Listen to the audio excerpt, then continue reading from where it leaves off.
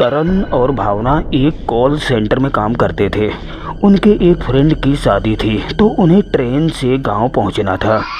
वो दोनों दिन में टाइम से ही निकल गए, लेकिन ट्रेन 3 घंटे लेट होने के कारण ट्रेन ने उन्हें आखिरी स्टेशन पर लगभग 12:30 बजे उतार दिया।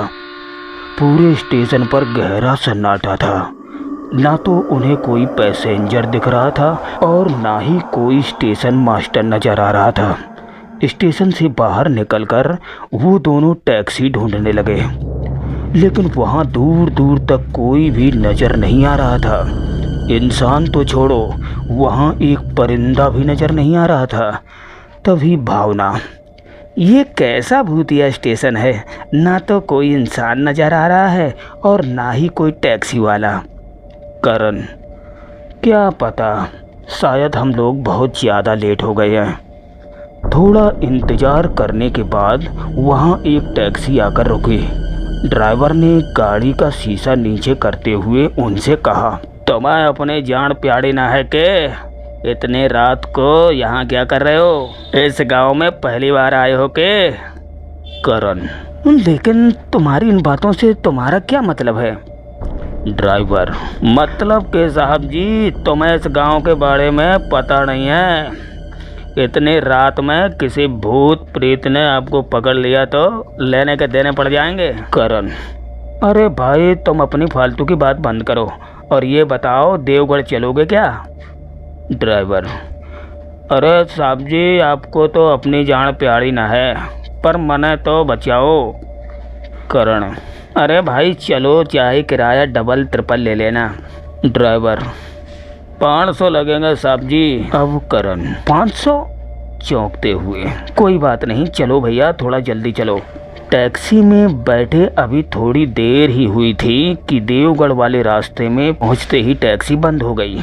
टैक्सी ड्राइवर ने देखा कि टैक्सी बुरी तरह से गर्म हो गई थी। ड्राइवर, साहब जी, ये टैक्सी गर्म हो गई है, आगे न जा पाओगी, आपको यहीं उतरना पड़ेगा, आप सिर्फ 200 रुपये दे दो। करण, हे भगवान, ये लो अपने पैसे, पता नहीं अब कितनी दूर पैदल चलना पड़ेगा। करण और भावना टैक्सी से उतरकर देवगढ़ जाने वाले रास्ते पर सीधे सीधे चलने लगे। रोड के दोनों तरफ घना जंगल था। जंगल से उन दोनों को जंगली जानवरों की डरावनी आवाज़ें साफ सुनाई दे रही थी। रात में अंधेरे में वो दोनों बुरी तरह घबराए हुए थे। थोड़ी दूर चलते हुए भावना को सड़क के किनारे एक बिल्ली का छोटा बच्चा दिखाई दिया। बच्चा दौड़कर भावना के पास आ गया। अब भावना ने उसे गोद में ले लिया। थोड़ी देर चलने के बाद भावना को ऐसा महसूस हुआ कि जैसे बच्चे का वजन बढ़ रहा हो। उसने करण से कहा, अरे ये कितना भारी होता जा रहा है, इसे तुम ही ले लो। अब बच्चा करण की गोद में था। करण, थोड़ी देर बाद, अरे हाँ, तुम सही कह रही हो, अब तो ये बहुत भारी हो गया है। तभी भावना ने कहा, मुझे कुछ ठीक नहीं लग रहा, इसे वहाँ साइड में छोड़ दो। जैसे ही करण ने उसे गोद से उतारा, अचानक वो वहाँ से गायब हो गया। ये देख दोनों की रूह कांप गई।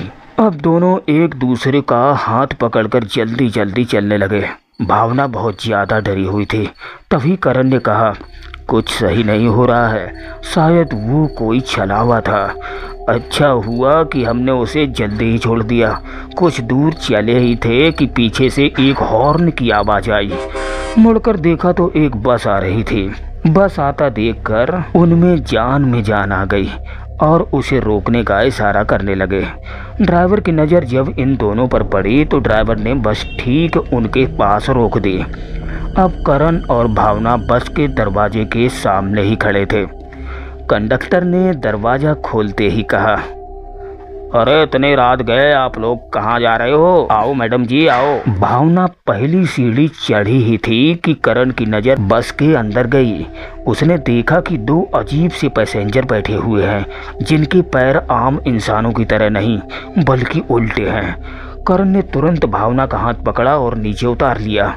तभी बस अचानक से वहाँ से गायब हो गई। ये देख दोनों की पैरों तले जमीन खिसक गई। अब दोनों डर से कांप रहे थे। आगे जाने की दोनों की हिम्मत नहीं हो रही थी। फिर भगवान से प्रार्थना कर धीरे धीरे आगे बढ़ गए और तभी सामने से एक साइकिल आती हुई दिखी। ये एक बूढ़ा व्यक्ति था। जब उसकी नज़र इन दोनों पर पड़ी तो वो इनके पास आ गया। करण मन ही मन सोच रहा था कि अब क्या मुसीबत आ गई। तभी उस बूढ़े व्यक्ति ने कहा, आप लोग बहुत घबराए हुए हैं, लग रहा है आप लोगों ने कोई भूत देख लिया है। आप घबराओ नहीं, आप मेरे साथ साथ चलो। यहाँ थोड़ी दूर पर एक दरगाह है, अब सुबह होने तक वहीं रुक जाना। और हाँ, मौलवी के आने के बाद झाड़ा लगवाकर फिर आगे बढ़ना। उसकी बातें सुनकर दोनों का डर अब कम हो चुका था। थोड़ी दूर चलने के बाद वो दरगाह पहुँच गए। बूढ़ा व्यक्ति, अब आप लोग यहीं आराम करो, मौलवी साहब सुबह आ जाएंगे। और बूढ़ा व्यक्ति वहां से चला गया। अब दोनों की आंख लग चुकी थी। जब मौलवी साहब आए तो उन्हें जगह दिया। मौलवी को देखकर उनके मन को शांति मिल गई। अब करण ने मौलवी साहब को रात में घटी घटनाओं के बारे में सारी बात बताई। मौलवी, अरे तुम अच्छी किस्मत वाले हो कि बच गए, नहीं तो रात में जो इस रास्ते से जाता है जिंदा नहीं बचता। करण, आखिर इसके पीछे वजह क्या है? तभी मौलवी साहब ने सारी बात बताई। कई साल पहले यहाँ एक जमींदार की बेटी की शादी थी। उनकी बेटी की आने वाली बारात इसी रास्ते से गुजर रही थी। तभी जमींदार के कुछ दुश्मनों ने यहाँ से गुजर रही बारात और बस में बैठे हुए बारातियों को जिंदा जलाकर मार दिया था। तब से उनकी आत्माएं यहाँ भटकती रहती हैं और जो भी उनके सामने आ जाता है वो उनका बुरा हासिल कर देती हैं। बस इतनी सी थी ये आज की कहानी।